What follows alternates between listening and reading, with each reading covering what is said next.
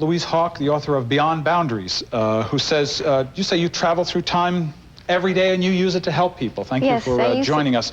How do you use time travel to heal? You actually even talk about it healing. I go to a frequency in myself that takes me outside of this dimension of linearly perceived time.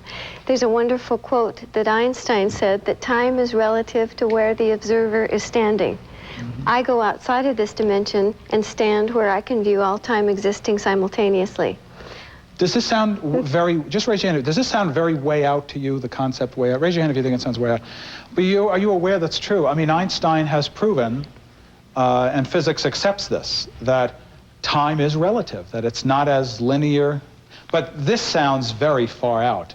Is this a psychological process you're talking about? We are all connected energetically.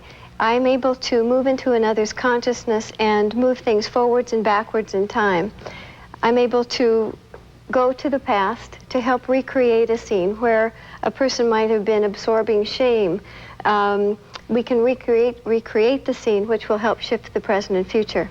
I can also go to the future to see what's working for a person in that future moment. And this is reliably factual, in your opinion. Like, for instance, what do you see in the year 2020, Jenna? That I could depend on, and I'm not talking about you know, what cars are like, but I'm talking about just thematically. What's going on? Well, there's no money. People do things out of love. There are no laws. People are governed by their own morals and ethics. There's no clocks. There's a sense of timelessness. There's light. There's things called light machines in people's homes where they have these cylindrically shaped things with light beams come down and people walk through those. It sounds somewhat idealistic. Is it a better time than now? Yes, yes, it's wonderfully loving. And when they walk through these light beams, what it does is magnify their own inner knowing. It's the equivalent of today's television sets. That's only 15 or 25 years away. What's happened? People have increased their awareness tremendously. Just that in itself, when you increase your awareness, you learn to trust yourself. You're way more hopeful than I am.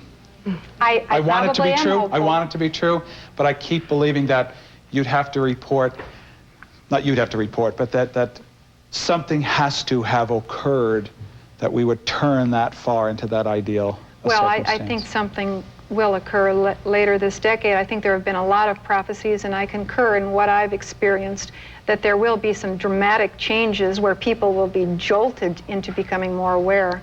I really hope you're right.